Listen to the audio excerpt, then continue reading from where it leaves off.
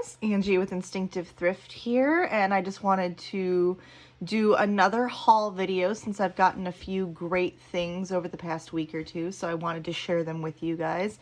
Mostly jewelry and clothing this week, so if that's your thing, then congratulations, you've won the thrift video lottery. Otherwise, tune in next time. Just kidding.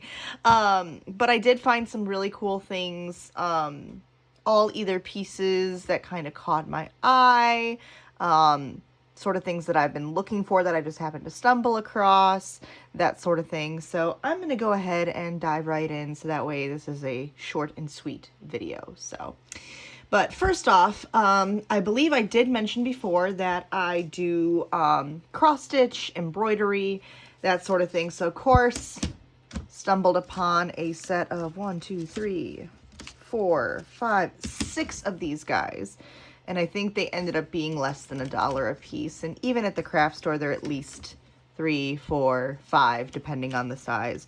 So I will use these for framing finished projects. I tend not to use the basic wooden hoops for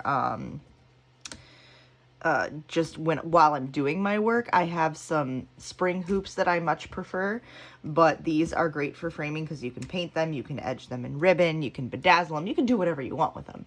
So that was great for me.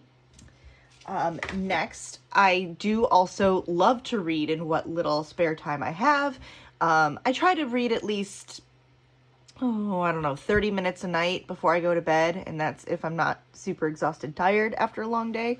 So I was able to grab some books either by authors that I know, to complete a series that I had, or just books that were on my wish list in general. So I did get Sorcery of Thorns by Margaret Rogerson, and imagine my surprise when I found out it's signed. And I got that secondhand. So I do have a collection of signed books. I probably have at least, I want to say 50 minimum. So this will be going separately with my signed books. So I'm pretty excited about that. Next, I do have Spin the Dawn, Elizabeth Lim. I believe this is a series, and I think I have one of the other books in the series, so I picked this up as well, but I made sure I didn't have it. I actually use an app/desktop website to keep track of all the books that I own. It's called Libib, Libib. So if any of you are huge readers like me, or have a huge library and just can't remember what books you have at home and which ones you don't, I highly, highly, highly recommend it. I've been using it for the past probably at least 5 years. Love it. Next, I have We Hunt the Flame by Hafsa, I want to say Faisal. If I'm mispronouncing any of these names correctly, I apologize. But looks like some of these were actually from Owl Crate, which I know is a book subscription service of some sort. So these are basically brand stinking new for all intents and purposes. So even better, and they're hardcover. I love it. I've heard good things about this. I believe it's also a series. Then I got Eliza and Her Monsters by Francesca Zappia. And I think this one is a YA about like either fandom writing, fan fiction, there we go. I knew the word for it, or things like that. And the illustrations are pretty cool too. Oh, fun little bookmarks that are just drawn. See, I love getting books secondhand because you find the little surprises like that. As long as they're not damaged. I get very, very sad if I find writing or damage in books. It's the librarian in me. It's terrible. And then Eve and Adam. So instead, a girl gets asked to create a perfect boy, what women or some men, I guess, some of us have dreamed of being able to create the perfect guy, right? So I kind of want to see how this book goes. So that's it as far as books goes. I can talk today, guys, I swear. And then, of course, I know you guys are all excited for, we all know that why you're really here is jewelry and clothing. Like, the true thrifting finds, right? So, I'm going to save one of my favorites for last. because build up the suspense that way, right? But I did find these obnoxiously gold. They're not cowboy boots, but they're definitely heels. And I love them. They're in pretty good shape. Like, you can tell they've barely been worn. I don't know the brand off the top of my head. I'm going to see if I can find it. If it's all the way down at the bottom. Oh, they're actually Nine West. So, pretty decent brand. Sold in department stores, for those of you who might not know. And the heel is pretty soft as well. So, like, I can strut around in these things, run around in them, jump over things, doesn't matter, and I'll be fine. Which is great. I love the thicker heels. Then, I also did get, because I'm hopefully, knock on wood, going to be performing soon on stage again, which I'm really excited about. So, I got a pair of stage heels, essentially. So, these will be for me performing. They've looked like they've barely been worn either, so which is amazing. And I've actually heard of this brand before. They're called the De Blossom Collection. I think they sell them a lot in David's Bridal, like a lot of bridal, bridesmaid, mother of the bride shoes. And even the heels aren't worn at all. And they're actually, I have a pair of De Blossoms already. They are super comfortable. Highly recommend if you need a really nice pair of shoes for a special occasion event. Like, all the rhinestones seem to be there. I just love all the sparkle. So that was a good find. These shoes probably go for at least $50, $60, $70 even sometimes, depending. So awesome find there. And then I suppose I should save the jewelry for last, so I'm going to show you guys my favorite clothing find of the past couple of weeks. It is an amazing red, furry type of coat. It's very puffy, very like 70s, 80s kind of rock star vibe to it. And I love the color because it's almost the same color as my hair. And it's super, super soft. Love it. Don't know. I haven't recognized the brand feelgoodstore.com. I'm sure it's some cheap Chinese, like, knockoff kind of place. But honestly, I don't care. I love this. Now, there is a little bit of tearing right here, which I didn't notice until after I got it home. Although I don't know, honestly. It looks like it's not meant to be that way, but I thought they were pockets at first. But I can easily fix that up, no problem. And for that price that I got it for, I'm still ecstatic, even if I have to do a little bit of work on it. So this will probably be my new favorite fall coat, jacket, what have you. So, on to the jewelry, which, as always, is my favorite part. This one I got a while back, but I didn't get to show it to you guys. It is basically mint condition vintage Napier. Like, just the way the chainmail flows is just super pretty. Looks like snakeskin scales. Try saying that 10 times fast. And if you look at the clasp, I believe it is right there, the Napier marking. So it says patent pending, so it has to be a little bit older, I think. But it's put together very, very well, and it looks like it was never, ever worn.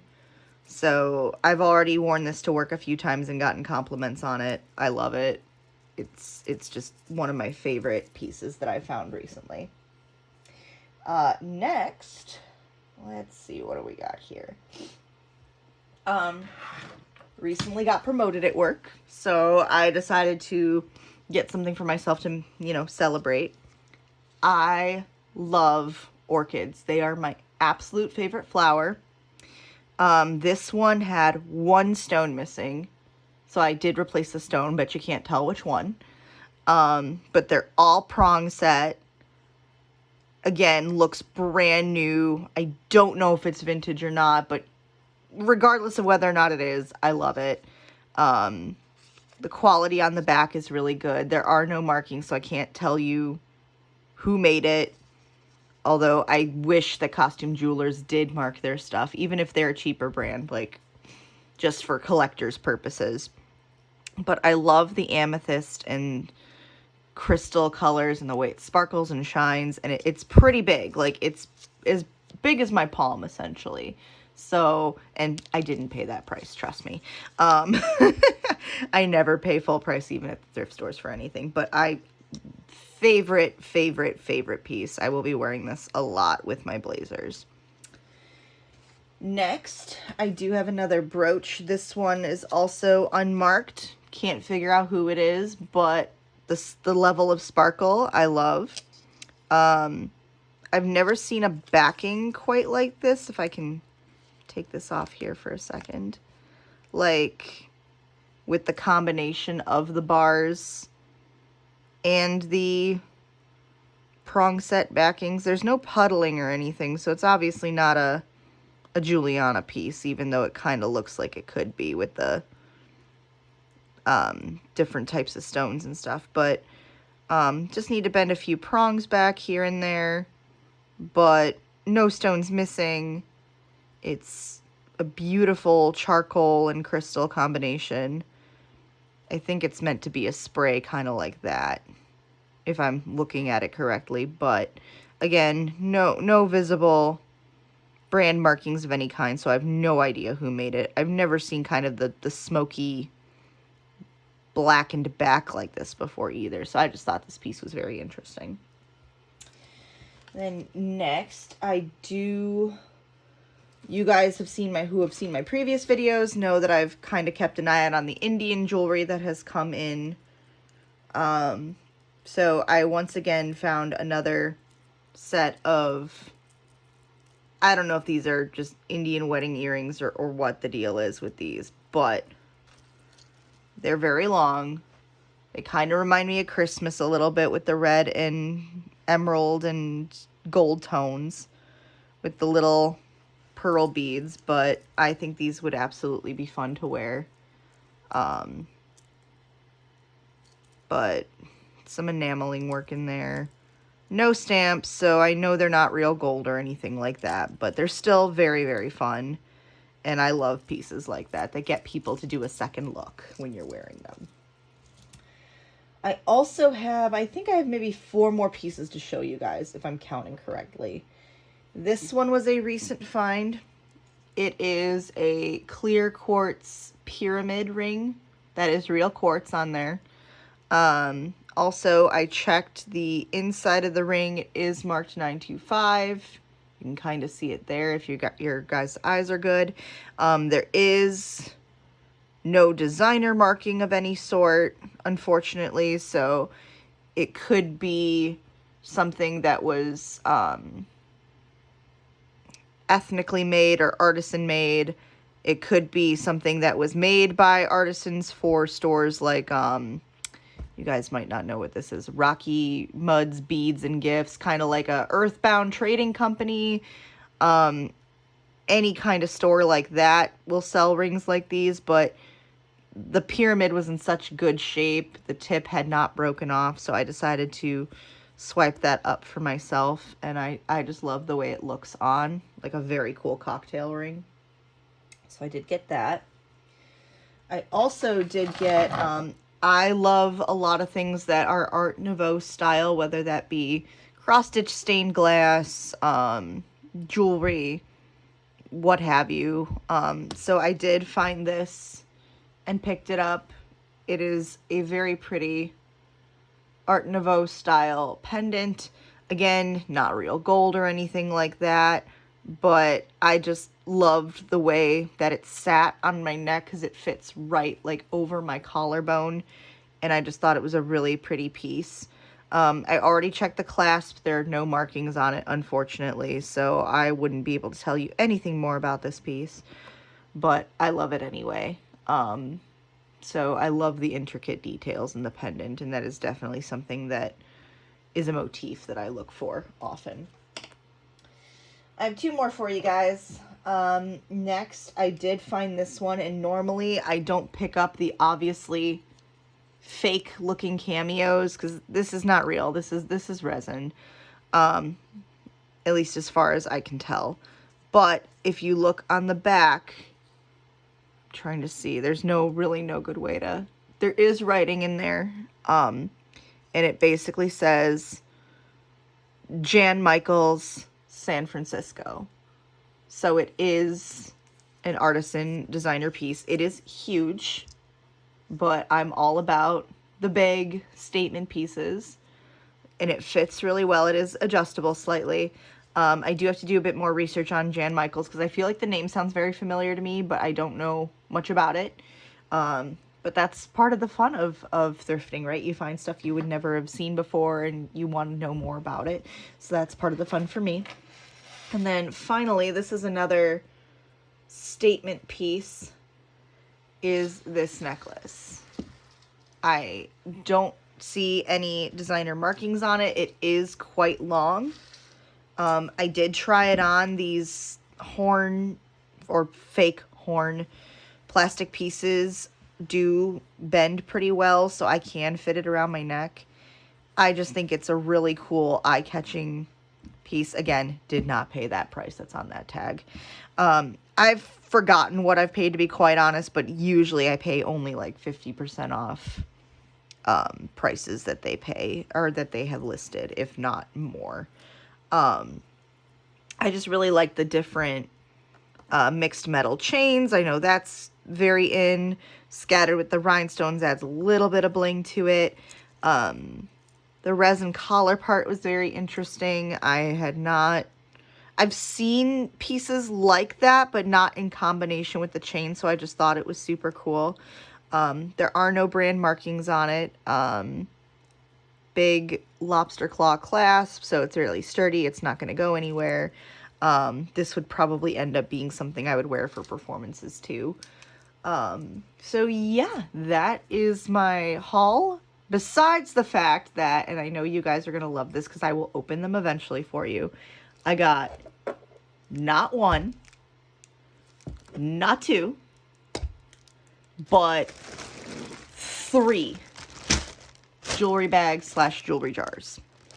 So they are on the list to open and film for you guys. I know I haven't really done a jewelry jar or bag unbagging video for quite some time, and that has been due to scheduling and everything. When I open my bags, I like to make sure everything is sorted and put away afterwards. I don't like leaving a mess, especially since my poor partner would probably see the studio and want to cry. I don't want to do that. But please comment, share, subscribe if you guys haven't already. And for those of you that already have, thank you so much. I'm almost at 200 followers. But yeah, let me know what your favorite pieces were. If you guys have any additional info on any of those pieces, I'd love to know. If you guys noticed something that I didn't, point it out. I learn as much from you guys and from watching other YouTubers as much as like my own research. And I love that aspect of the jewelry community. But until then, I will see you guys next time. Bye.